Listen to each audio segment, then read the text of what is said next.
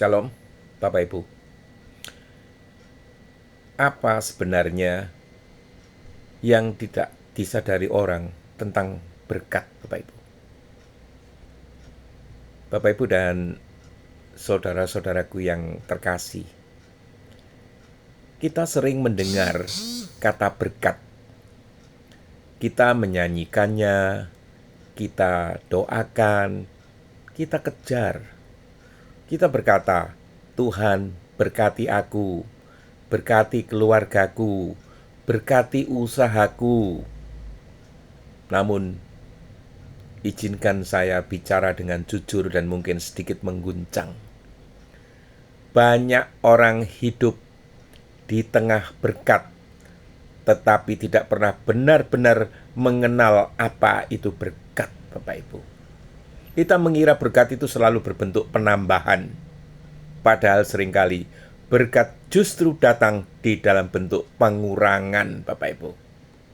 Kita mengira berkat itu selalu terasa menyenangkan, padahal seringkali berkat hadir di dalam bentuk yang menyakitkan, Bapak Ibu.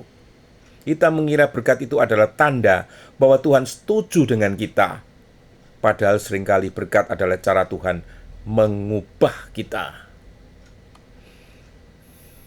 Hari ini, kita akan membuka mata rohani kita untuk melihat apa sebenarnya yang tidak disadari orang tentang berkat itu. Pertama, Bapak Ibu, berkat itu bukan sekedar apa yang ditambahkan, tetapi apa yang dibenarkan, Bapak Ibu. Banyak orang mengukur berkat dengan angka, bertambahnya uang, bertambahnya relasi, bertambahnya kesempatan. Namun Alkitab menunjukkan sesuatu yang lebih dalam, Bapak Ibu. Ada orang kaya yang tidak diberkati. Ada orang sederhana yang hidup di dalam berkat yang melimpah. Mengapa? Karena berkat bukan pertama-tama tentang apa yang kamu miliki, tetapi apa yang benar-benar di hadapan Tuhan. Apa yang benar di hadapan Tuhan. Bayangkan sebuah bejana retak. Engkau bisa menuangkan air sebanyak mungkin ke dalamnya, tetapi semuanya akan bocor. Demikian pula hidup yang tidak selaras dengan kehendak Tuhan. Tambahan demi tambahan tidak pernah menjadi berkat, karena tidak ada keutuhan di dalamnya. Berkat sejati adalah ketika Tuhan membenarkan arah hidupmu. Kadang Tuhan tidak menambahkan apa-apa di dalam hidupmu. Karena yang perlu diberkati bukan isi hidupmu, melainkan fondasi hidupmu. Dan ketika fondasi itu dibenarkan, bahkan hal kecil pun menjadi penuh makna, Bapak Ibu. Berkat justru sering datang di dalam bentuk yang tidak nyaman. Ada satu hal yang sering tidak disadari. Berkat tidak selalu terasa seperti berkat, Bapak Ibu. Seorang petani tidak berkata, betapa diberkatinya tanah ini karena dibajak dan dilukai. Namun tanpa luka itu tidak akan ada kehidupan baru, Bapak Ibu. Demikian juga Tuhan bekerja. Ia mengizinkan musim kehilangan. Ia mengirimkan kegagalan. Ia mengizinkan pintu-pintu tertutup. Bukan karena ia meninggalkan, tetapi karena ia sedang membentuk. Apa yang kita sebut musibah, kadang adalah berkat yang sedang menyamar.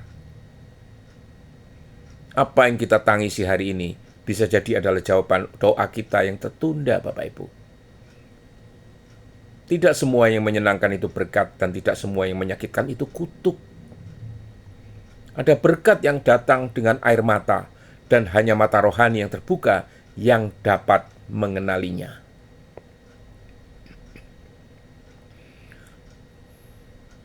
Berkat tidak selalu mengangkat. Kadang ia justru menundukkan, Bapak Ibu. Jika kita suka berkat yang mengangkat, dipromosikan, dihormati, diakui, namun ada berkat yang lebih dalam, berkat yang menundukkan hati. Kesombongan adalah musuh terbesar dari berkat. Karena hati yang sombong tidak bisa menampung Tuhan. Maka Tuhan di dalam kasih-Nya kadang mengizinkan kita direndahkan, Bapak Ibu.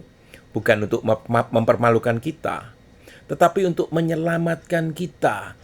Karena lebih baik direndahkan dan diselamatkan daripada ditinggikan tetapi binasa, Bapak Ibu.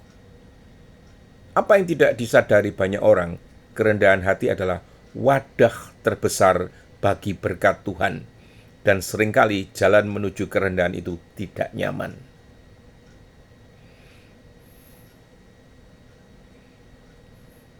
Karena berkat yang terbesar, Bapak Ibu, bukan apa yang kamu terima, tetapi siapa yang menyertaimu. Itu. Mari kita jujur, Bapak Ibu ya. Jika Tuhan memberi semua yang kita inginkan, tetapi mengambil hadirat-Nya, apa itu masih berkat? Namun jika Tuhan tidak memberikan semua yang kita minta, tetapi Ia sendiri berjalan bersama kita, bukankah itu berkat yang jauh lebih besar, Bapak Ibu? Seringkali kita lebih mencintai tangan Tuhan daripada hadirat Tuhan. Kita mencari apa yang Ia beri, tetapi lupa mencari siapa Dia. Padahal inti dari berkat bukanlah pemberian, melainkan persekutuan. Berkat terbesar adalah Tuhan sendiri, Bapak Ibu. Ketika Ia hadir, bahkan lembah terasa damai.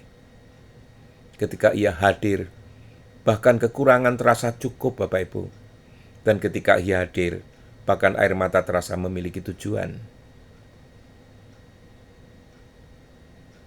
Berkat tidak selalu terlihat sekarang, Bapak Ibu.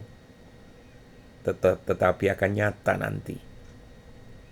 Ada orang yang setia, tetapi hidupnya tampak biasa-biasa saja, Bapak Ibu.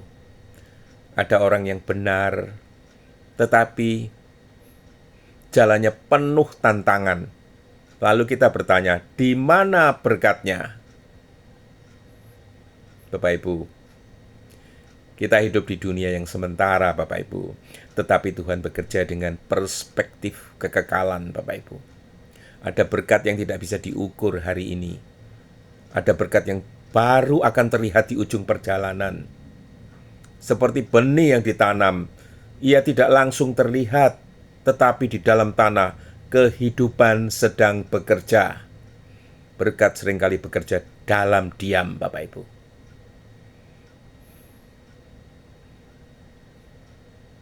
Mata yang baru untuk melihat berkat. Bapak Ibu, mungkin hari ini hidupmu tidak seperti yang kamu harapkan ya. Mungkin ada doa yang belum dijawab ya. Mungkin ada kehilangan yang belum pulih. Tetapi izinkan saya berkata dengan penuh iman. Jangan terlalu cepat menyimpulkan bahwa kamu tidak diberkati. Mungkin kamu hanya belum melihatnya dengan benar. Mintalah kepada Tuhan, bukan hanya berkat, tetapi mata untuk mengenali berkat.